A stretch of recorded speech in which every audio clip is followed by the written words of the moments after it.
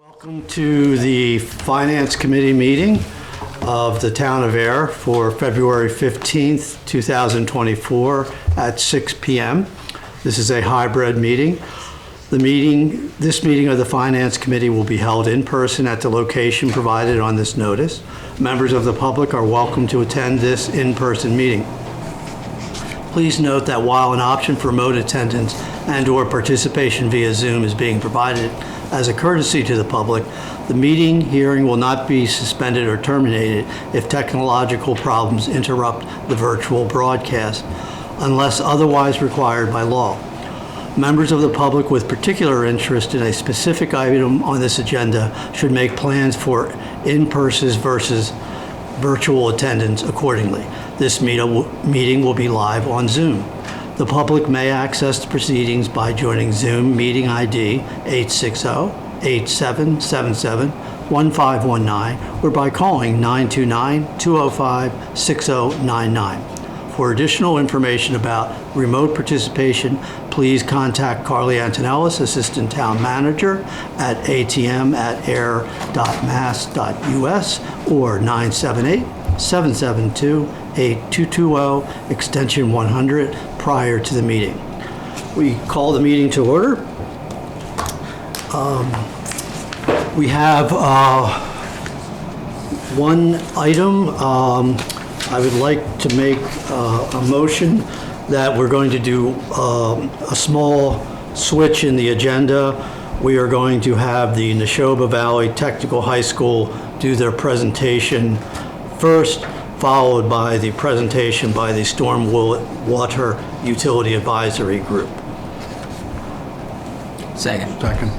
All those in favor? Aye. Aye. Jen? Aye. Yeah, thank you. Okay, next item is review and approval of the February 1st, 2024 meeting minutes. Are there any notes, changes, additions? I had none. I have none. I do not. Good job, Eric. Thank you very much. I'd like to make a motion to approve the minutes. Second. All those in favor? Aye. Aye. Okay, thank you. All right, very good. We'll move on to our next item, which is presentation by Neshoba Valley Technical High School. And we have here Denise Pigeon joining us to do the presentation. Welcome, Denise. Thank you. Thank you for the invitation. I'm Denise Pigeon, the superintendent at Neshoba Valley Tech. And with me tonight, one of our school committee representatives, Chris Prale, and also our business manager, Michelle Shepard, and assistant business manager, Michelle Bouvet, are also with us. I do have printed copies of the handout of the presentation that we'll review, so I'm going to pass those around. And I do have additional copies if anybody else would like one.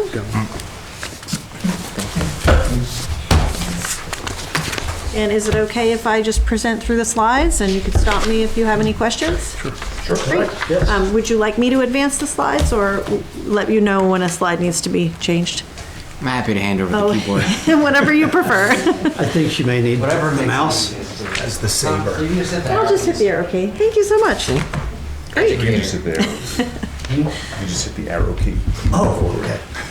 So again, Neshoba Valley Tech, we are proud to represent 8 member district towns, Ayer being the most recent of our members, joining in 2012. However, it feels like Ayer was a full member for much longer than that because your students have been accessing vocational technical education at Neshoba for many, many, many years.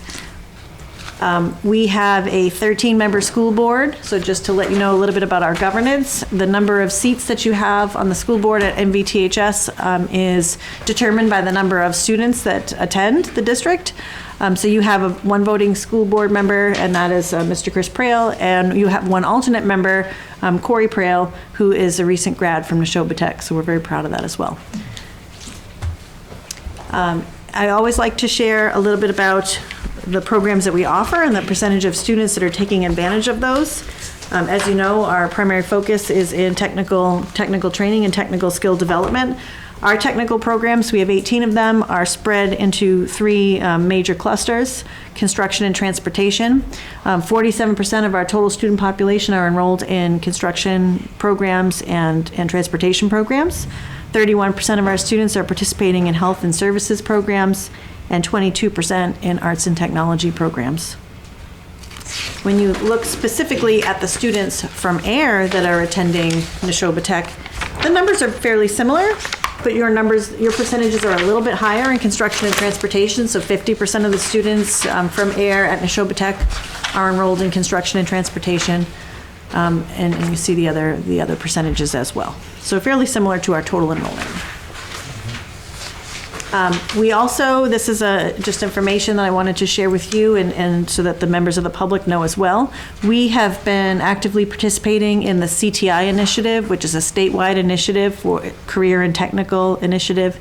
It is state funded, so does not come out of the budget in any way, but there are 200-hour training programs that unemployed or underemployed individuals from our region can access. Evenings, summers, vacation weeks, we run different types of programming. They're 200-hour training programs, and we assist in placement and employment upon completion. Before we get into the budget and the specifics of the budget, I'd like to talk about a couple of our accountability factors.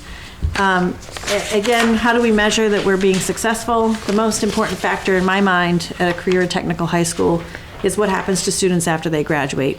We're required through Perkins to conduct a follow-up study. This is something that has always been the case for vocational schools. And it used to be that 1 year after graduation, we follow up and determine whether or not a student is successfully placed in the workplace, seeking additional career education, whether it's through a traditional college experience or through some type of post-secondary experience like a code class in electrical, plumbing, etc. Our positive placement numbers have always been significantly high. We had 1 year where we were in the low 90s right after the pandemic.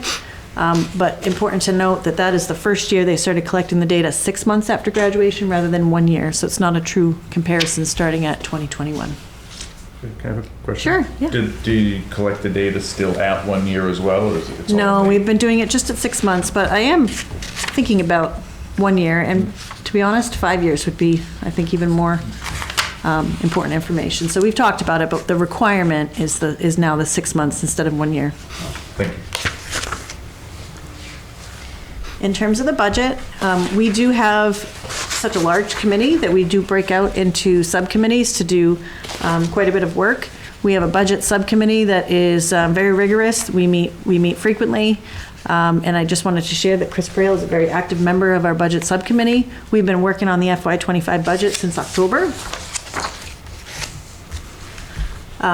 Again, before we get into the numbers, I always like to go over sort of the enrollment picture, because as you know, with a regional school district, enrollment really drives all of the factors that go into the assessment. So having an understanding of where the enrollment is and how the enrollment changes will help make the assessment, and when we get into the assessment, it'll help bring together the full picture. So Neshoba Tech has been increasing in enrollment for several years. You can see our 10-year trends. We've been climbing. But the more significant portion of that story is that our district enrollment has been climbing at a pretty rapid clip. From last year to this year, we have had an increase of 42 district students. That's across all 8 of our member towns. What we've seen for the last 3 years is an interest, a spike in interest in vocational technical education, where we're getting more applications from our member towns than we have, previously in the past 10 years. So we used to always accept about 20 school choice students each year. We usually had enough room for 20 school choice students in each grade level. Because our district interest is so high, this will be the 3rd freshman class in a row where we have no school choice seats available. We predict that in 1 more year, we'll probably have no school choice students at all, unless the climate changes in terms of interest and applications. Yes. Just for my education. So school choice, these would be non-member towns. Not member of the, outside of the 8 towns that are. Yes. Interesting. Yes. Okay. Where are those people from? Like, is there a prominent? Billerica, Lowell, Harvard, Dunstable, so Ashby. So it's interesting because, North Middlesex, two of the towns in the North Middlesex region attend Neshoba Tech, and one of them attends Monty Tech. It's just how the regions were set up years ago. Same thing with Groton Dunstable. The Groton students come to Neshoba Tech. The Dunstable students, their school, Voc School of Origin, is Greater Lowell. But sometimes they want to travel more with their peers. So when we had seats available, we might have seen more applications from Dunstable because of the Groton Dunstable school district being together. Does that make sense? Yeah. Does that mean people that would school choice now have to apply to their other Yes. school? Yes, they're on wait lists for us, and they would try to get into Greater Lowell or Monty Tech. And if they don't, there are some towns, like Ayer, before 2012, that did not belong to a regional vocational school, and those students would apply through a non-resident process. We, at this time, don't have any seats available for non-resident applications either. And we've seen the trend that most voc techs are the same way now. There are wait lists, there are no seats. Their feeder towns are filling the seats. Go ahead. I don't want to go too far off the track, and you may address it further on. So, and again, it's sort of a moot point because it's going down. But would those school choice, if those students are in the VOTEC, do we get reimbursement, or do you folks get reimbursement for them? For school choice students, yes, the traditional amount of funding that you get is $5,000 per student, but it can be higher than that. There are different increments if they're special education or they have additional services. So the usual choice, school Yes, choice model? yes, Okay. yep. Thank I you. have another question. I'm sorry. In your opinion, what's the upper limit of students you want to see at the school? Is there an upper limit? Is it, Oh, like our total enrollment? yeah, I see it was 800 students for 26. Is that? No, that is what we predict. So Okay. in FY26, we're predicting we're going to hit 800. Yeah, is that a stretch? That is the highest number I've seen. I've been at Neshoba for 18 years, and that would be the highest enrollment I've ever seen is 800. Okay. Looking back through the historical records, 850. Okay. 850 is the highest enrollment Neshoba Tech has ever had since inception over 50 years ago. So we are climbing, but we will hit a max at some point. Is there a percentage relative to the overall population? Is that increasing per the population, or is it percentage of? When you say percentage, I'm not sure what you're Well, referring to. Do you mean so by town? There's 100 students in all of the eligible towns, and 70 of them are going to your school. That's 70% of the population. So if you combine all the town populations, is the percentage gone up?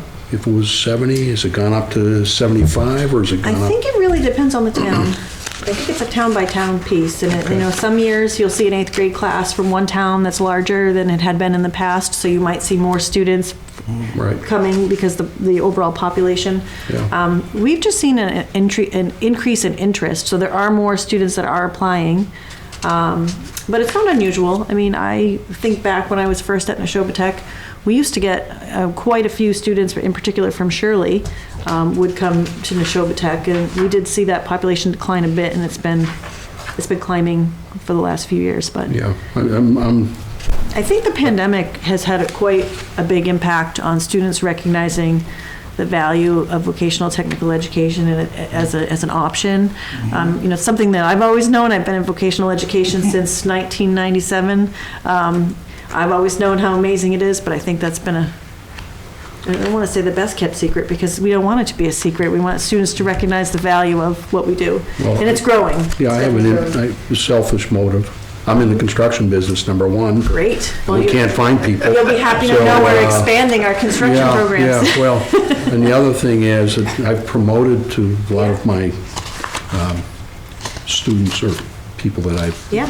engaged with to take technical education because there's a shortage, number one. Exactly. And number two, there's a benefit to it. In terms of our curriculum, thinking back to a few slides before that, that's our whole mission. Our whole mission is to look at what are the workforce needs of the region, and is our programming aligned with those needs? And right now, construction as an example, 50% of our students are enrolling in the construction programs, which is growing over the last few years. We saw a big increase in interest in electrical. Electrical is one of our largest programs, plumbing second largest. So we're working on expanding that, and in a future slide, I'll talk a little bit about a grant that we received to help expand, in particular, that area of our programming. Okay, thanks. I'm sorry. Just because you mentioned it with the shifting and the growing different segments of the curriculum, how do you manage that from a staffing standpoint? Because it's not like... We flex, Yeah. right? So if there's a program that has less interest, you might have less instructors. If there's a program that has more interest, you might have more instructors. Last year, we had an increased interest in in carpentry in particular. We added an additional carpentry teacher, so now we have 3 teachers in the carpentry program, where traditionally we had 2. So we will flex. We would rather flex to be able to make sure that students are enrolled in the programs that they're interested in. It's not 100% that we can always do that, but we've really tried to do that because, again, there's a pathway need and an industry need for us to do that. But we have other tech programs that have just 1 teacher because it's a smaller program and the ratio works out. Thank you. Last question.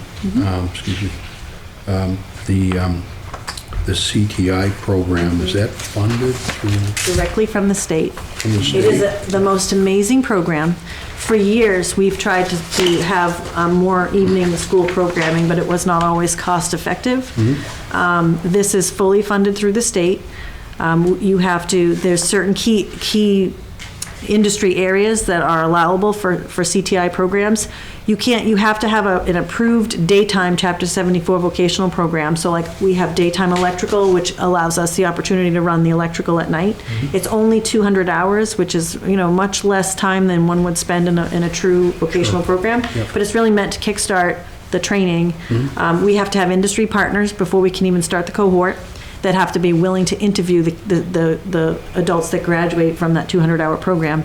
And we're judged and we receive reimbursement based on the number of students enrolled. You get a certain number per student enrolled, and then you actually get an additional amount for when a student is placed.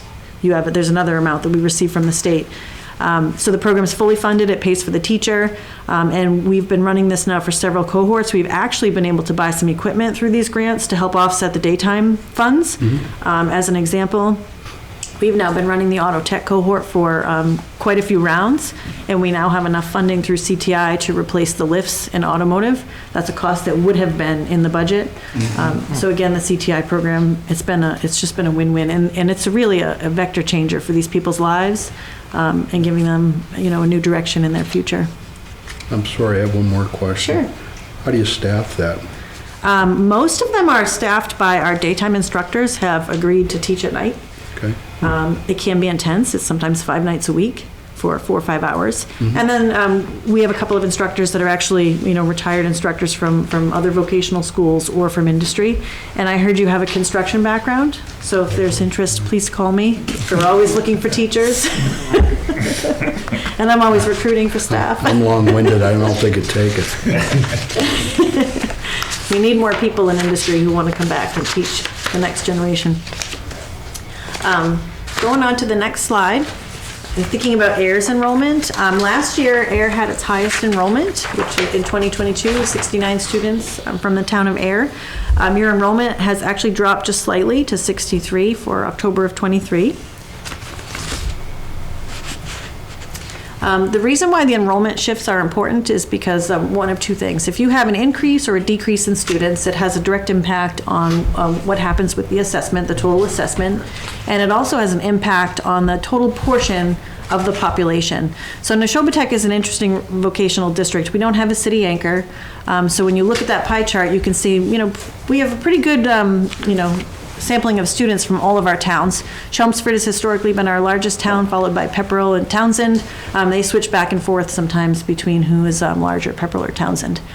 But Ayer for this current budget cycle is 8.3% of our district student population, and that percentage has an impact when we calculate the assessment in terms of debt and capital and transportation requirements. I always like to take a moment to just talk about how does our high school look in comparison to our sending town high schools, just so that you can get an understanding of the students that we serve. Actually going to go from the bottom up. One of the things that makes Neshoba Tech very unique and special, in my opinion, is that we do serve a high needs population that's over 50% of our students. We've always served a higher proportion of students with disabilities, students on 504s, IEPs. Our low-income population is also on the high end. Where we've seen a little bit of growth, but are still actually looking deeper at the data, is we are seeing an increase in our students that its first language is not English, which is pretty much on par with some of our towns, but we've noticed that in some of our other towns, we just want to make sure that we're accessing all students so that everyone knows that they have an opportunity to attend Neshoba Tech. But again, just more informational for everyone to understand the population of students that we serve. I know that we're talking FY25, but I always try to look ahead to the next budget cycle. I think it's important to be thinking forward, FY25, FY26, FY27. What we're predicting is going to happen is that this trend will continue into FY26.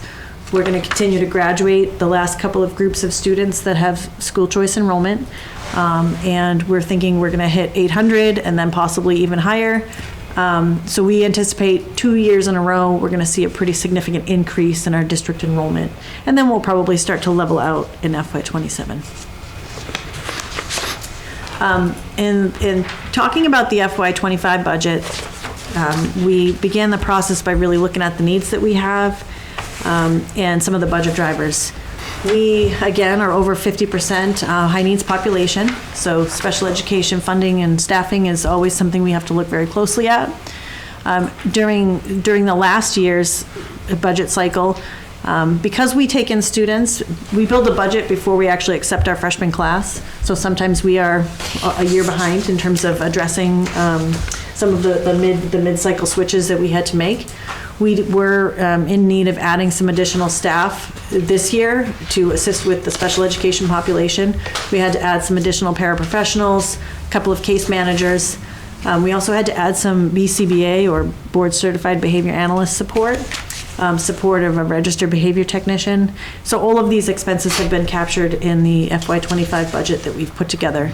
We also had a need to increase the amount of funding that we had set aside for special transportation. Some students have access to smaller transportation, smaller buses rather than taking the traditional school bus to school. And then the remaining budget drivers are pretty much typical of most years. We have contractual increases in the cost of technical program supplies. When you're thinking about instruction in a technical setting, it's not paper, pencil, and books. You're talking about wood and copper pipe, and the tools to learn are more expensive than a traditional setting. And our building is over 50 years old. I know some of you had the opportunity to come see it recently. I encourage anyone to come that has not been. We keep a really nice building. We work hard to keep the building well maintained, but it is an aging building and it does need some TLC.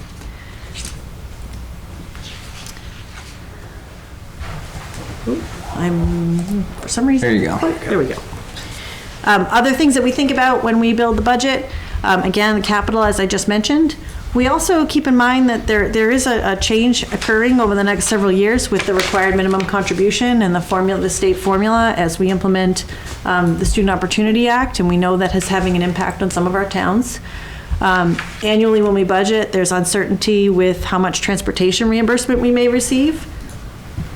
We also have been really, over the last several years, thinking and planning for how do we adjust over a period of time and reduce our reliance on the use of one-time funds. Neshoba Tech has a history of using one-time funds to offset our expenses to the towns, such as the use of our excess and deficiency fund, which is similar to free cash in the town side. Also the use of school choice. As we know, moving forward, we're going to have less and less school choice students until we have none. That's a revenue stream that's not going to exist for us anymore. So we've been working on a multi-year adjustment so that in any one given year, you don't see a large increase in the assessment. We're also committed to annual funding for OPEB. In some years, we're able to put more aside than others. Last year, we were able to put $200,000 aside in our FY24 budget direct to OPEB. given the difficult fiscal climate that we know many of our towns are in, this year we actually reduced that by $100,000, and our FY25 budget has $100,000 set aside for OPEB. I have a question. So if that fluctuates a little bit and you reduce that this year, would you say that you would have to go up more substantially in future years, or you No. quote behind? When not necessarily. We have shifted it from time to time, but what we're actually looking to do, $200,000 is what we usually try to put aside for OPEB, but we are hoping to realize some cost savings in health insurance. And if that's the case, then we can take, at the end of the school year, we could take an additional vote to move some of the savings from health insurance to the OPEB fund. So that's our current thinking. But no, I would try to not have it be a huge fluctuation, knowing that can have a big impact on towns. Just a real sidebar on that. So I'm assuming that includes a payment to a pension vehicle of some sort for this teachers, which is... Are you talking about OPEB in general? Yeah. So other post-deployment benefits, we have a trust set up, and I might need to lean on my business manager to help with this, but we do pay a payment for Middlesex County retirement. Okay. Which is separate, a separate payment that's in our budget plan. But OPEB is for the future retirement costs of our staff. Okay. So, no, I mean, just sometimes with pension benefits, it's... Yeah, it's contributory, so we're required to put in an amount. It's Okay. actuarially. Right, oh, yeah. Act, post it, and then we download, and we have the amount that we're responsible. Okay, so you don't have a whole lot of flexibility on that particular part? Correct. Yeah, that's right. Well, unless you just adjust the interest rates. Well, that's it goes with the OPEB and the old defined contribution plans, yeah. This has been a really busy time for us in terms of capital projects.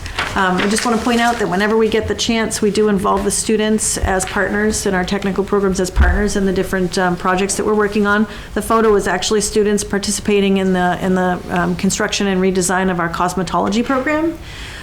So through the FY24 budget, we had some capital projects. Our entire fire suppression system will need to be replaced. But rather than try to do it all in one capital project, we actually broke it into 4 to 5 phases. So this year we implemented the first phase. We replaced the fire suppression system on the second floor of our academic wing. And in the FY25 budget, we've put aside to do phase 2, which would be the first floor of that same section of the building. We also upgraded our elevator, which was the original elevator in our building and was in desperate need of change. So that has been completed this year as well. And as you can see in the photo, we are in midstream of completely moving and renovating our cosmetology program. This has been made possible through a grant. Neshoba Tech has been most fortunate to receive a series of competitive workforce skills capital grants. We received a $500,000 grant for cosmetology, and in addition, we received a $2.5 million grant to expand vet assisting and electrical, which are our 2 fastest growing programs at Neshoba Tech. And because we are expanding those 2 programs, that did require us to move other programs, so that grant is also helping to fund the cosmetology rebuild. This grant is currently underway. All of this is underway, and we hope to be completed in June, but construction always takes longer than you think it's going to.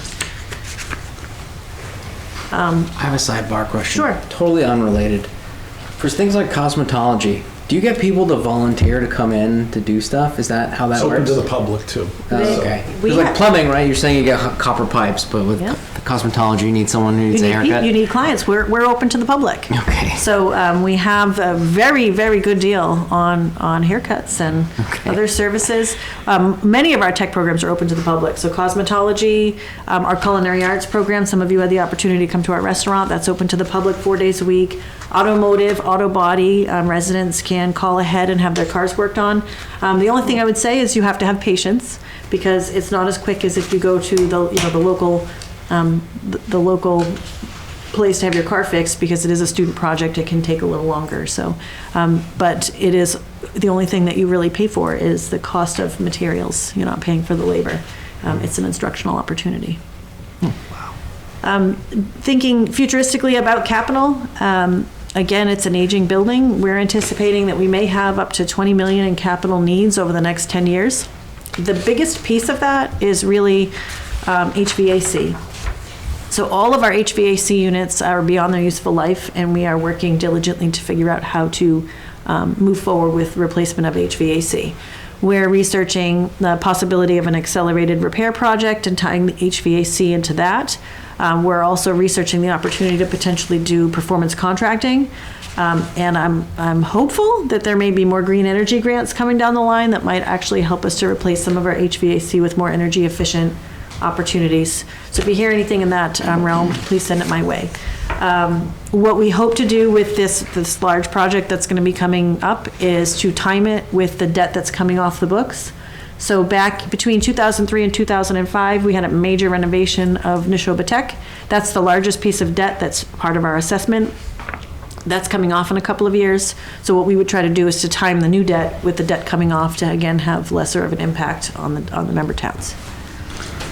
Related to the HVAC and the renovation, have you explored any grants or benefits from the local utility company? Who's your utility supplier? National Grid? Yes. So they have some programs. Some Actually, rebate programs. I'm taking advantage of them right now. Great, So, great. yeah. I think that, one of the things that we've done with the HVAC, we've been trying to replace one unit at a time, but we just know it's just not going to work in terms of a big picture. But when we have been able to, we've gone forward with that. With the $2.5 million grant, we did replace the HVAC in the new cosmetology section of the building, and we replaced it with a heat pump. So that's our first unit of that kind, and we are receiving a rebate for that. Okay.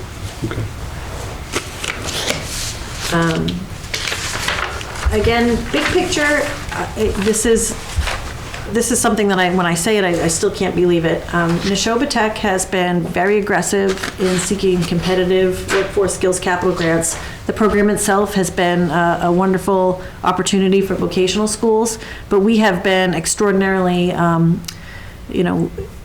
fortunate that we have our competitive grant applications have been accepted. So over the past, I would say 8 years, we've received over 8 million in competitive grants that have offset the new equipment needs in our technical programs, the capital needs in terms of building infrastructure. It has just been amazing. So some of them that are up there, these are just the most recent. There have actually been others, but altogether over 8 million. Right now, we're implementing the 2.5 million expansion for vet and electrical, finishing up the cosmetology expansion. And then when we just thought it couldn't get any more amazing, we put in another competitive application to expand our engineering, programming, and robotics programs. And we're thrilled to learn that we're also the recipients of 3.75 million in workforce skills capital grants. So what we are working on now, and we'll be breaking ground in a couple of weeks, is a 7,000 square foot addition on the side of our building. It will be attached by a corridor. We'll move our existing engineering, programming, and robotics program into that new facility, which will allow us to expand. Again, we have programs sort of moving all around the building as enrollment is growing in our construction programs. And this is all funded directly through the state. When we get these grants, in addition to the infrastructure, so sometimes we have the opportunity to update the floors, update the HVAC, buy all new equipment for the program, furniture. Those are all cost savings to the district. We have pretty much renovated almost every one of our technical programs through this grant program over the past 8 years. These are all state funds? State funds. Yes. I don't mean to cheat and look ahead or anything, but you talk about all the aging building and the need for improvements and whatever. I would venture to say that every building has a useful lifespan, but you're also then building around. Our building will be around for a lot longer because of the way we've been taking care of it. Okay. We're very proactive, and we have a great team of our facilities manager. Just goes over and above, and he has the construction trade behind him, so he will do a lot of the in-house bigger pictures and really shine it. So Thank you. So this is a rendering of the new building. Again, we'll be breaking ground in a couple of weeks. The construction kids aren't doing it, are they? They are not. Oh. It is, I think that it would be a really great project for them to work on, but this is actually, this addition is a modular, an engineered building. We're working with Triumph, and it's being designed and built and will be actually brought up and installed. So we're installing the foundation in the next couple of months. It will have a brick facade and look like the facility that we already have, so. It's not your old, It's not, it's amazing. not your old pretty existing that comes in. It's gonna look just like the building, that the bricks are almost a match to it, so it's gonna be, they say, a life of. This pre-built, I think that's not a great term for it, but I know there's an outfit right over the line in Littleton that's doing actually. That's the company That's who we're we're working doing it with. Yes. yeah. Oh, okay, Yep. because they're doing apartments, they also do apartments where Yes. you want to build an apartment building, you just stack them up We essentially. partnered with them. They've been great to work with so far. Okay, so they're called Triumph? I thought they were, Triumph. it's- Modular, yeah. Yeah. okay. That's the company we're using. Other budget considerations that we always look at through the process, we take a look at our capital stabilization fund, and I share with you our current balance. We try to keep between 8 to 10% of our annual budget in that capital stabilization in case we have any sort of catastrophic issue and we need to address it mid-year. We do not plan to put any additional funding into that account through this budget process. And then OPEB, as I discussed earlier, we're proposing $100,000 into our OPEB account, and you can see our liability and our current fund balance. I know this is a question that often comes up, and how do we fare in terms of per pupil expenses in relation to schools of similar makeup to us. So out of the 29 regional vocational technical high schools, Neshoba Tech's per pupil expenditure in comparison is actually on the low end. That's actually something that I would share with this committee would be of concern if it were not for all of the grants that we've been receiving. We were actually climbing in terms of our per pupil cost prior to the beginning of these different grants that we've been receiving, and we've been able to keep our costs low because of these offsets. Okay, so this is a net expense then? This is the Department of Ed annually puts out your cost per pupil when they look at your spending, and they come up with this figure, and that is where I received the rank ordering. Yeah, but without the grants Without and the what grants, I have would you, think that we would be a little bit higher, which is Okay. why I think we're on the lower end here. In terms of our proposed budget, this is really the bird's eye view. Can't any more than this wouldn't fit on my slide. But the majority of our increases are in the 2000s and the 3000s, the instructional costs, people services. Those are the things that I had talked about earlier, the special education instructors, the paraprofessionals, also your contractual increases. So that's the majority of our increases. In terms of the capital, we have increased our capital ask for next year by $25,000, so our capital ask is $400,000, and that is just for one project. That is for phase 2 of our fire suppression system project. We're actually in the process of going out to bid for that now. If you look at the debt, we're down about $28,000 in debt, so there was a conscious effort there. Again, as debt is decreasing, our capital ask is increasing to sort of level that ask. And our total budget increase is just over 1.2 million, which is a 6.99% increase. We are still funding about 350,000 direct from school choice. So as I mentioned earlier, we'll continue to do that for several years, but over time, we're gonna have to decrease the amount that we're offsetting by school choice as that revenue stream runs down. How does it look in a picture format? Again, if you add up the instructional costs, which is the area in yellow, pupil services, which is really like your guidance and counseling services, plus the benefits, more than 75% of our budget is spent on direct instruction and direct student need.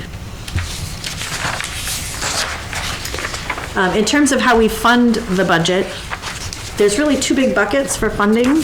There's the funding that does not come directly from the towns, and then there's the town assessment. So the items at the top are non-assessment revenue, or the revenue that does not come directly from the towns. So we, through the governor's budget, are anticipating to receive about 4.8 million direct from the state to fund our budget. That is an increase of about 140,000. We have our estimate for transportation reimbursement, and then we are continuing to use one-time funds, about 460,000 from certified excess and deficiency to offset the costs to the towns. Again, futuristically, we would want to start slowly reducing the reliance on E&D, but we made the decision this year to continue to use a portion of it. The section on the bottom is the portion of the total budget that's funded direct from the towns, and I'm going to actually jump to the next slide to show that in a bit more detail. Again, this is the pie chart view. So 66% of our total budget is funded direct through town assessments, 26% of our budget from direct school aid, a little bit from transportation reimbursement, and then you have the school choice and the excess and deficiency. So about 4% of our budget is being funded through one-time funds. Again, the reason I make I take some time to talk about enrollment is because that's the basis for how the assessments are calculated. So you have the total student population, and for us, so 757 district students, that's up 42 students from last year. We then calculate the percentage of the total population, because that drives most of the categories of that assessment. That third column, town's minimum contribution, that's not a number that we calculate. That's driven directly by the state formula, and that's a number that comes out with the release of the governor's budget. The other columns are calculated directly based on your percentage of student population. So in terms of transportation and capital, and the next slide I'll actually show it a little bit in more detail. Actually, I'm going to go to the next slide. So this is looking at FY24 assessment to the FY25 assessment. This is for all 8 towns. This is not just the town of Ayer. Again, you can see we're up 42 students. Our minimum contribution is the biggest driver in the change to our assessment, and that is again driven by the state formula. Up almost, close to 900,000 in increase in the minimum contribution. Transportation and capital has increased by 115,000. 25,000 of that is the increase in the capital ask, and the rest of that is transportation increase. Part of it is increases in the contract itself, and some of it is in the special education transportation. And then you can see debt service is decreasing by the 28,000.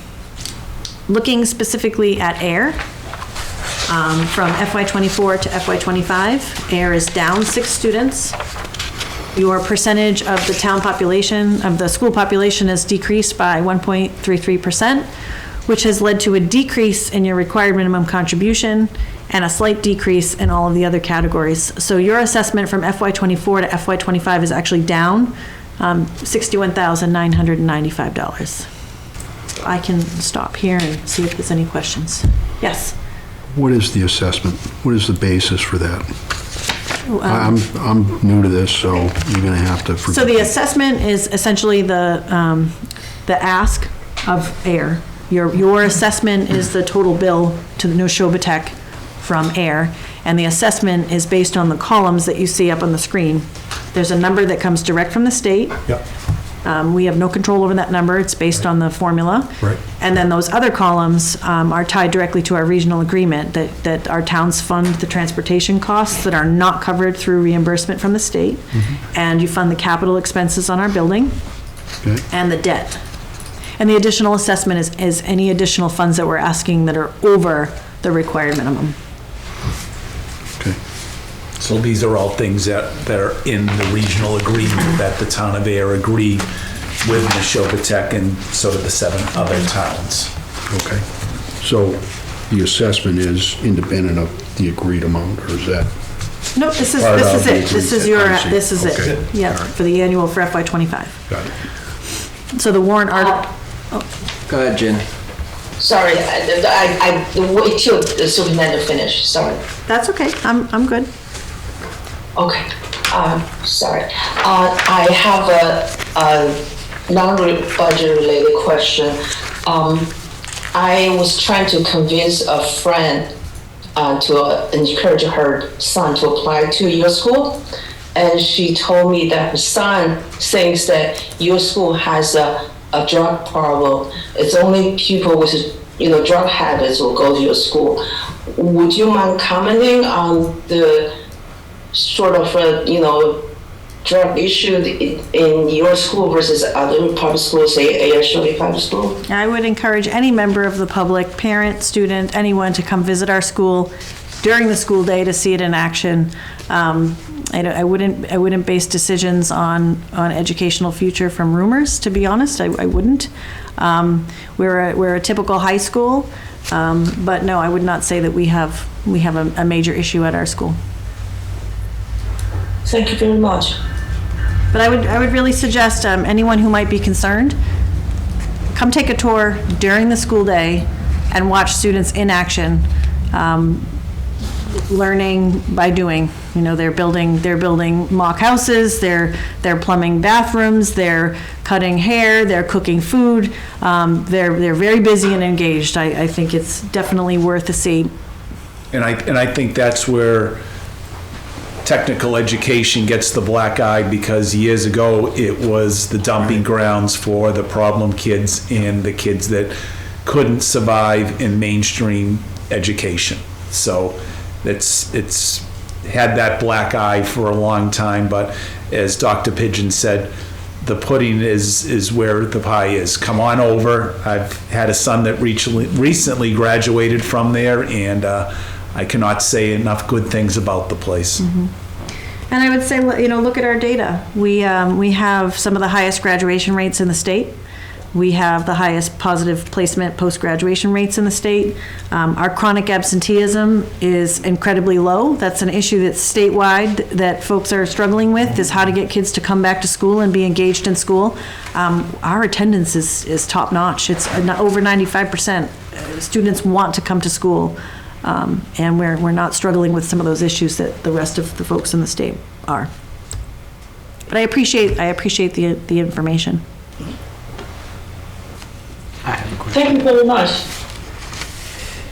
How much does a school choice student pay into the system? I see it's 21,000-ish for a student. Do they pay that?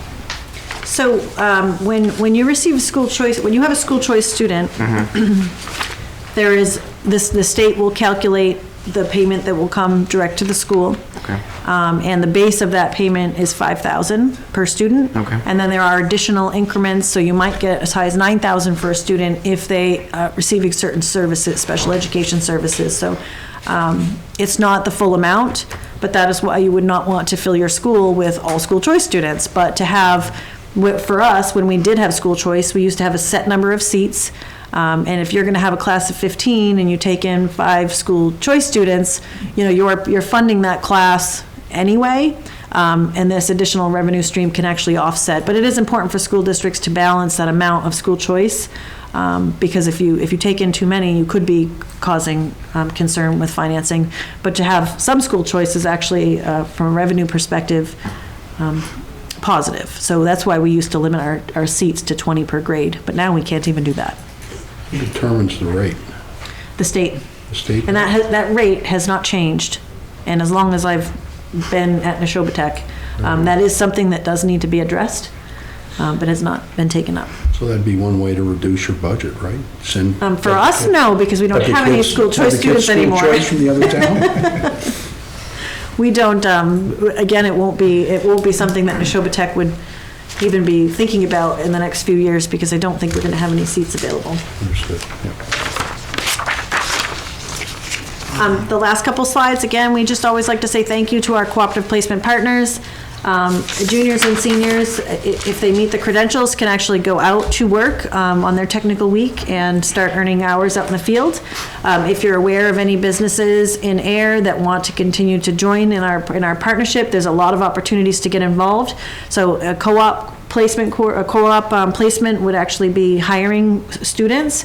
But in addition to that, there's also something called advisory committees. By law, every one of our technical programs has to have a vocational technical advisory committee.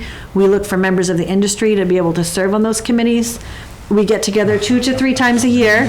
And the purpose is for those of you in the field to help advise the teachers to make sure they're still looking at what are the most important things that our students need to be learning now in order to be successful when they graduate. And that employer voice is huge. So anyone that wants to get involved can reach out and we'll add them to the list. And that is the greatest thing that we find, because we want our graduates to be able to hit the street and to work. We don't want to be training them on machinery that is 10 or 15 years and they get to the job site and the person at the job site, we haven't used that in years. Yeah. So we get that input from our advisory people, and it's another way that we plan our capitals by the equipment that it's recommended to buy. I had one more question. How do you determine the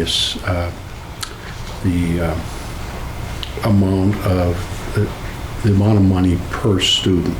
When I looked at I took the number of students and divided it into the amount of money, and it varies. It does vary. So, and are you, that's a really common question that we receive, so no. I'm gonna just go back to a particular slide. Let me put it up here. Going back to this slide, if you're doing the straight math here, Yep. you're gonna see a variation, Yep. and that variation is directly tied to that town's minimum contribution, which is tied back to the state formula, and the state determines, based on a town's ability to pay, there's factors that are involved in that formula. You'll see that there will in fact be a variation, and then the additional funds actually come on the other side through the Chapter 70. So, when we begin our process, we don't begin with sort of a cost per student. We put together the programming in terms of what it costs us to run the programs, and that per pupil cost is actually calculated by the state as an after the fact of this is what you've been spending per pupil when you submit your end of the year reports. So it's not attributable to the special services or No. any of I mean, that? our costs, like if you were to compare our cost per student Right. to a traditional high school, our cost per student is going to be higher, because again, the cost of training and vocational education is higher, the equipment, the instructors, everything. You're also funding an academic program and a technical program. But I would say that if you were to compare just high school to high school, we're really not that far off because we're on the lower end. They do tend to look at the same accounts, let's say, of the state functions that as the net school spending, which is the minimum amount that a school's allowed, should spend. Ours is higher than the net school spending, but they tend to throw out transportation because part of it's reimbursed, although they said they would do 100%, they've never got there. The capital is not included, your debt is not included, and tuition out is, let's see, that's it. The debt, the transportation, and It's not capital. factored in that. So excluding those items, which makes our budget higher, they don't look at those. They look at basically the straight general fund operational type accounts, and that's what they use divided by the number of foundation students, and that's what they're coming up with. So that's why we have that difference between those two numbers. I see. Transportation was a flat number. It was the same across the board for every, well, you did the math. If I did the math, took the number of students, divided it into transportation, capital equipment, it was the same Transportation number. is out of 3 pieces. Oh, it We is? have homeless, we have our regular pupil, including late buses, and that's contracted with D-Bus. We put it out for competitive bidding, we get one company. So they pretty much set their rules and you try to negotiate with them to bring them down a little bit, and that's where you're stuck. So we're over $1 million with that. The special education, those little vans are costing what, about $1,000 a day now, I think, for those? Crazy. If we had kids going for evals and to go to collaboratives, we have to pay to bring them back and forth. I mean, that's gotten really expensive. As a regional district school, we're not entitled to circuit breaker money, like some of the towns are. And you'll, So it has to be built into our budget, and a very small piece of it is actually in our Chapter 70 money. Other than that, it's in our budget. And that is a significant, the cost of transportation and the cost of special education outplacements is a significant expense that you're seeing in our sending high schools. I thought it was relatively low compared, I don't know, I think I spend more money driving to work, and that's 7 miles away. So, I guess that's my question. How is it, but it's distributed equally. Oh, when you're amongst thinking the about towns. just Ayer's expense, yes. Well, The fact that you Ayer- have 8 towns, there are 8 towns that are sharing in the cost of Neshoba Tech. And I do think that makes a significant difference in terms of your overall assessment, because that is, in partnership with 7 other towns, you're sharing in all those expenses. Right, sharing equally. So Right. looks like- It's a lot different when there's a smaller region. Okay, thank you. Transportation was at 1.2. The governor's budget gave us $707,000. So in the assessment, we're building in that difference because it has to come It's from not somewhere. reimbursed, yes. So that's. But part of it that. looks incredibly reasonable when you're thinking about just Ayer, but those costs are spread over, again, 8 towns. Understood. Yeah. Okay, thanks. Very good. Thank you. Good. Great, thank you very much. And I was going to take a moment and open it for public comment. I'd like to open for public comment on Dr. Pigeon's and the Technical High School's presentation. Anyone in the room and/or online? Oh, we have. Pauline's got her hand up. Okay. Pauline? Good evening, Mr. Chair. Thank you for recognizing me. I want to let the Finance Committee especially know, but also thank Dr. Pigeon and my friend Chris Prell for Neshoba Valley's Technical High School's assistance with building the Habitat homes at 76 Central Ave. And they are about, if not already partnered with, Habitat to build 2 more homes on Newton Street. So that will be moving forward. And this is a way these students learn, but also give back so easily to their communities, because they're in school and yet they're donating all their time and services, as are the teachers and supervisors at the high school. So this is a wonderful match for Ayer. And thank you so much, Dr. Pigeon and Chris. Thank you. And we were here a few years ago. We did do the shed down at the community gardens. That was a project that Neshoba Tech provided to the town of Ayer. So we do go around to towns if they have small projects. I know we just did some dugouts over in Westford, right over in Forge Village. If you see those, that was one of our projects. So we do go to our feeder towns with some of these smaller projects, and we get on the list, and we're more than happy to help out. It's good to know. We also partner with, sometimes if there's detailing or painting needs for town vehicles. But again, you have to be able to have the vehicle with us for a period of time. But I think we're working on potentially painting a vehicle for Chelmsford soon.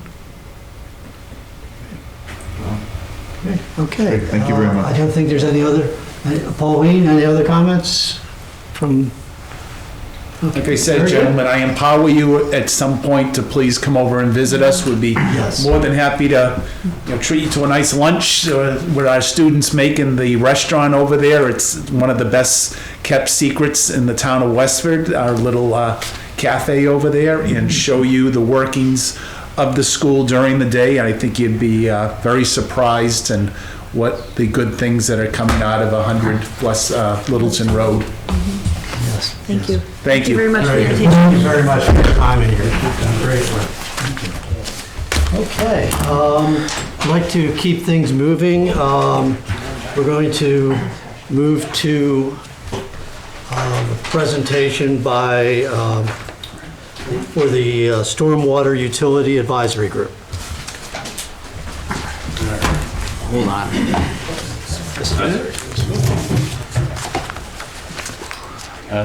Oh, Andrew's got it. There's a presentation button somewhere. Right. Good evening, Mr. Chair and Finance Committee. So my name's Dan Van Scalquick. If you don't know me, I'm the DPW Director for the town. And Jen is online. She's actually a member of the Stormwater Utility Advisory Work Group. And basically what we're doing here is just at this point, it's very early stages that we have a work group under the select board evaluating a stormwater utility and just trying to spread awareness and spread the word of this work that's being done. So, so we'll get a little bit into stormwater and then a little bit into what the work group's been doing. So stormwater is just rain, right? You can see the slide up on the screen. So when you think the picture on the left, undeveloped land before man came along, before people came along and developed the land, what happened to the stormwater? It, infiltrated in the ground, was absorbed by plants, vegetation, evapotranspiration, so many things. And then when you develop the land, you have impervious surfaces, runoff that travels fast into storm drains out to our ponds and our waterways, and it carries pollutants with it. So you have to manage it. So the town does. Excuse me, Mr. Chair? Yep. Sorry. Sorry to bother you, but are you screen sharing this? Because we're still looking at the Neshoba Regional Technical School. Thank you. Reshare. There we go. Should be good now. Are we good now? Jeff? Yes, thank you. And I've seen it before. That's why I missed this great picture. A couple nights ago. All right. I'll try to be brief because I know we have a time constraint. So next slide, please, Andrew. Yeah. Ayer's responsibilities. So there's two main responsibilities. Regulatory. Ayer is permitted through the EPA with what's called an MS4 permit, Municipal Separate Storm Sewer System permit. And basically, our stormwater discharges have to meet specific requirements and goals. And then also, Ayer has infrastructure, stormwater infrastructure, 22 miles of drain pipe, over 1,000 catch basins, almost 400 drain manholes, outfalls, culverts, and also the latest and greatest best management practices or treatment units. You'll see detention ponds and new developments and things like that. Next slide. Our MS4 stormwater map is on this slide, and if you want a closer look, it's actually up on the website under DPW stormwater. And so this is kind of our roadmap to what we have in town and what our waterways consist of. And you can see the color codings there are kind of based on specific impairments the state has listed for certain waterways. I won't get too far into it in the interest of time, but the center of town's the oldest part of town. It's our most dense with our oldest stormwater infrastructure. Needs a lot more TLC than some of the newer areas. Okay, next. MS4 program, for those who don't know what it entails. So since 2003, Ayer has had an MS4 permit. And there's really 5 minimum control measures, they're called. So the town has to implement specific public education and outreach, illicit discharge detection and elimination. So actual water quality testing done of our stormwater discharges to make sure there's nothing getting in there. For example, if there was any bacteria, there potentially could be a sewer connection by mistake or things along those lines. Local oversight of construction sites, local permitting for any new development or redevelopment that must control stormwater runoff so it doesn't impact to the town's waterways, and then just general good housekeeping, street sweeping, catch basin cleaning, etc. So we implement many activities to meet these. Next slide, please. So what we've been doing so far. So historically, the town, it's maintained its stormwater system by allocating funds through the town's general fund, so that's through the tax base. There's underneath the DPW budget, which I'll present to you on March 21st, there is a stormwater line item for which we do the operations and maintenance of our system. The historic maintenance approach, it's been a reactive approach. So repairing infrastructure when it becomes a problem rather than identifying what's out there and scheduling a way to address it ahead of time. And a lot of that was due to our poor records. We didn't even really know much what we have, and this is common in most towns. Our water and sewer record's pretty good. Stormwater, not great. And, Band-Aids were made in the past, things like that. And the picture down below, those are actually 2 pipes in Ayer. On the left, a nice reinforced concrete pipe, and on the right, a poor condition corrugated metal pipe with roots coming out, and it needs a cleaning. So, we see a variety in the town. What we've been doing so far continued. So recently, in 2022, the town completed a stormwater asset management plan. And this was actually part of I don't know if you know what an MVP, Municipal Vulnerability Program is, but it's a state program. And from that, the town identifies vulnerabilities that are high, medium, and low. And one of the highest priorities was to develop a stormwater asset management plan to combat climate change in the future as one of the reasons. So the stormwater asset management plan, it included an evaluation of a portion of our stormwater system, so known trouble spots. We had a consultant go out and physically look at, inspect, and they also went to several culverts in town. And then based on that, they put together an asset management plan. And so, in short, the plan factors in many variables to develop a criticality for each piece of infrastructure, and then develops a plan to repair or maintain that infrastructure. So criticality meaning, a culvert over a main road is much more critical than a stormwater pipe on a dead-end road. So, which one are you going to work on first, et cetera. It factors that in. That's in a small nutshell of how that was put together. We can go to the next. So, why now? Why is the stormwater work group been formed? And some of the reasons you can see here, risks are growing, and with the reactive approach that we've had to stormwater. On the left, there's two pictures. Those are from the recent floods in Leominster. And so, resiliency is a big thing we've been talking about in the future with climate change and the bigger storms. It comes down to two: climate change, private property, public property protection, homes and businesses, maintaining our transit routes, our transportation routes.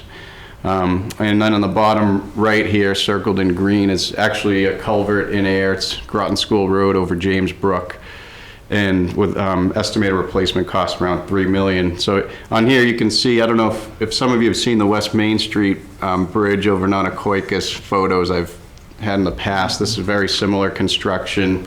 And you can see one of the stone slabs there of the decking fully fractured through. So revenue projections. Yeah. Just a real quick question. Again, are sanitary and storm are separate? Correct. Okay. We are separate systems. Right. There are some communities that have that We have the enterprise fund issue. for sewer. Okay. Yep. And so those pipes we're looking at are strictly storm? The one, I'm not sure what the one is actually underneath there in the picture, Okay. but it could be a sewer pipe, it could be a storm pipe. We do have them penetrate through openings. So looking at budgets, so current budget, 5-year average around $355,000 a year. So the work group has looked at this and worked up historic and projected stormwater expenditures. So in the past, around $355,000. What we recommend ought to be spending is up more around the $750 toward $1 million a year, and this includes both capital and operating expenses. So to right size the program to be in a proactive posture, this is really what we should be spending. The 1 year there with the really big cost is a culvert replacement, and there are several of those that need to be done, and spacing them out would be the best, and hopefully, we could leverage some outside funding as well rather than just local, but that's what we always try to do. Okay, next. What are Ayer's options? This is Jonathan Krantz. Thanks again for preparing this slide. He's on the work group. Continue funding through the general fund. That's what we've been doing now, and the question is that sustainable with the increasing costs? Or we could look at an enterprise fund, which is very similar to your water and sewer funds. Water enterprise fund, it's based on how much water gets used at the meter and you get billed for that. So stormwater fund would be similar in that sense. It would be measured, and the measurement is based on impervious area. Next slide. Advantages of a stormwater utility fund. So having a dedicated fund, it would be, sustainable long-term funding to meet program goals. It would work similar to a water and sewer fund where, you have debt and you have capital, and it factors in all those future costs and creates the fee. We did mention the asset management plan. Just to note that Ayer's drainage system is valued at over $90 million. So it's a pretty big piece of infrastructure. The small MS4 permit, we do expect a new permit to come out within the coming year and more stringent requirements from EPA, so we're keeping tabs on that, but obviously that could add costs in the future. I have a question. Why is it a permit? What makes it a permit? What does it allow you to do? Discharges to the waterways of the Commonwealth and of the country. So basically, yeah, all our discharges reaching out, our outfalls and heading into the waterways need to be controlled. I got you. Yeah. And sort of on that same vein, so we have to, in other words, we have to make sure this permit is saying you have to have a system in place that meets our standards because your stormwater is going into public waters. Yeah, exactly. At this point, there's mostly those general minimum control measurement requirements and nothing very specific. Like, for example, a community like Franklin that is along the Charles River, they have specific requirements to meet for discharges to the Charles River for phosphorus. So they have very specific, at some point in the future that may happen here where there is a water body with a known pollutant that shouldn't be going into it. But right now it's very sort of more. And what I'm leading up to is this going to be a situation where we have to make sure we're in compliance with this because that will enable us to get grant money? That would come hand in hand if we are out of compliance. That could impact getting grant funds and, could it set up administrative orders and consent orders, et cetera, too, to correct things. Yeah. Unfortunately, there's sort of the stick and the carrot. Yeah, so meeting those. We have to be aware of that. Yeah. Okay. Just can't say, well, we have nice water, so. Well, there's a little more there, Andrew, I want to mention. Down on the bottom where it's in blue, benefits of an enterprise fund. We mentioned the stable, the revenue you're going to be getting. Equitable and fair. So I mentioned impervious area. So a property with a large amount of impervious area would be paying a lot more than a property with very little. So the work group is in the early stages. We're putting together a rate structure based on this impervious area. So rather than just looking at property value taxes, you actually look at the impact that the property is having on stormwater. We can go to the next one for time. It's not a new concept, so there's roughly 2,000, probably more at this time, around the country, and there's actually several in our area. It's hard to see on here, but Pepperell, Westford, Chelmsford, Dracut. I know Wellesley recently instituted one, and there's other communities looking at them now. So a stormwater utility, some towns have found it to be beneficial and a sustainable way to fund their stormwater program and infrastructure maintenance. Next, please. All right, the next steps for the work group. So the work group's been meeting monthly in hybrid since September 2023. And the work group has refined the budget projections. We showed that on an earlier slide. So right now, the work group's going through a process of reviewing various rate structures and alternatives that could be presented forward for a potential utility fund. Also, town council would become involved at some point, as the work group would have to develop a policy, a bylaw, and a regulation that accompanies a utility. And obviously, there would be a town warrant. This would have to go through town meeting. And right now, this is where we are, outreach and, making a lot of outreach and letting people know that this is going on, making them aware. So develop and distribute educational materials. You'll see more of that as we move along. Stakeholder workshop. We're going to be having a workshop with the major businesses, the larger impervious area properties, things like that. And we have this all up on our website, which I'll show you in a minute. So ultimately, this would go to the select board for a recommendation, then it would get put forth to fall town meeting. But before then, there's a lot to do, especially with public input and info. So this is the first step. And sorry, I didn't mention this yet, but on the bottom there was develop credit policy and abatement. So what that would be is if a property has large impervious and doesn't treat for the stormwater, if it gives them incentive, if they put in treatment for that stormwater, then they could reduce their fee. So the work group hasn't looked at this yet. We've mulled it around a little bit, but we haven't gone deep into it, but that's something the work group will be looking at. So along with that, Dan, newer developments have their stormwater self-contained with, an emergency runoff. So they would come into play with that last line. That's right. Yeah. The newer developments probably already meet the current standards, so they might automatically be triggering a credit, in which they would submit for and then get. It would be reviewed and then they would get it. So still developing the criteria for that. Got it. So the work group's meeting monthly. We mentioned that in hybrid format, and the website, where there's a QR code and a link here.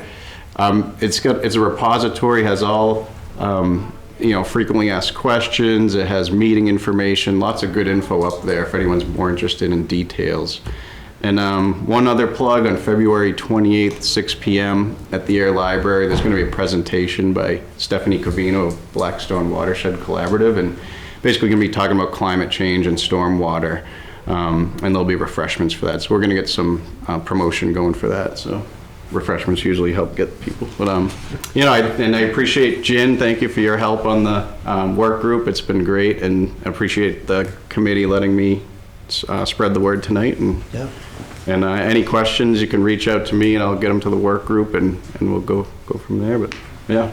Okay. Is the work group open to the public? Yeah. So it's we're meeting typically at DPW. The next meeting is next Wednesday, the 21st. And it's on Zoom, and it's up on the town web, so feel free to jump in. Okay, great. Okay. Thank you very much, Dan. Thanks. Thanks. Dan. Thank you. Okay, moving on the agenda, we have, next item is budget process updates, and then I'm going to just sort of mention here outside committee updates.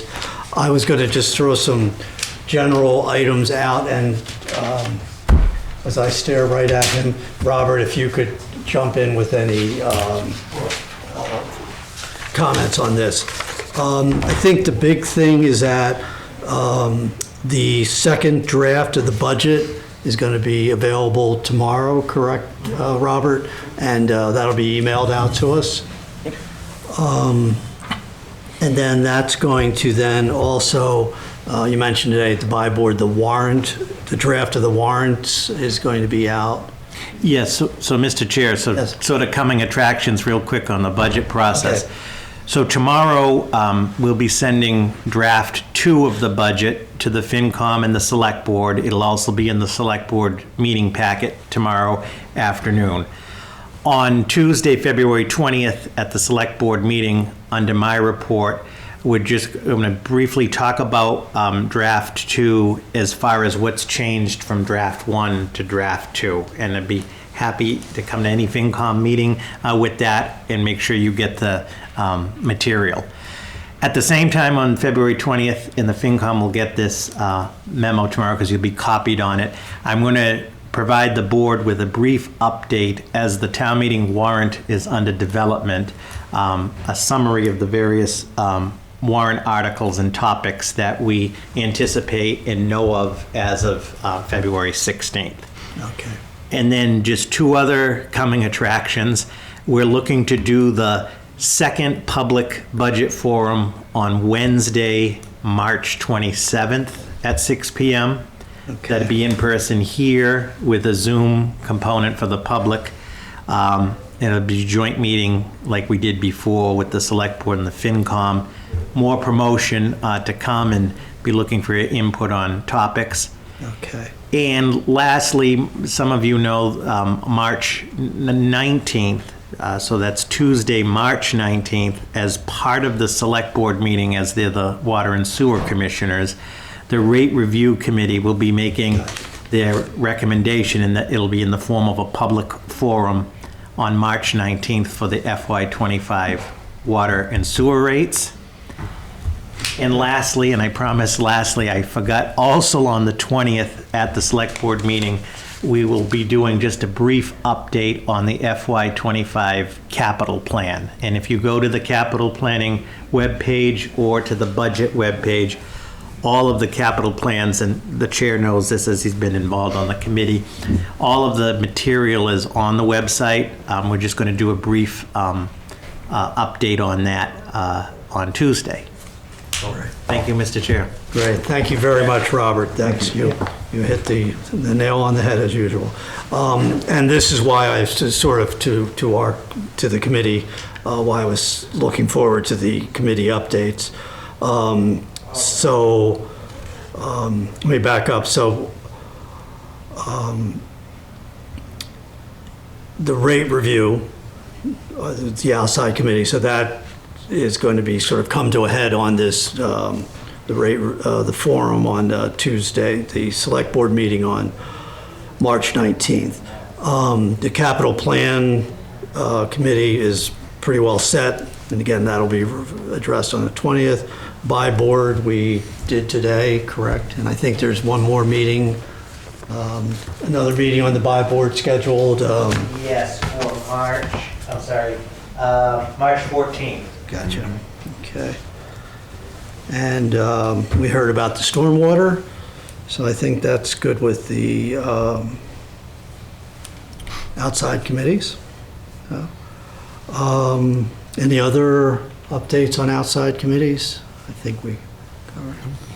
Okay, which leads us right into schedule the next meeting, which what I was going to do, I'll just go right down because we're already pretty well scheduled. We've got March 7th will be our meeting, and the Chief Gill will be doing his presentation. And then we'll see Dan again on our March 21st meeting with the DPW presentation. And then public budget forum, I'm not going to forget this time. So which will be a joint meeting with the select board and the finance committee on Wednesday, March 27th. Excuse me, and I misspoke. It was the DPW will be doing their presentation at our meeting as of March 21st. So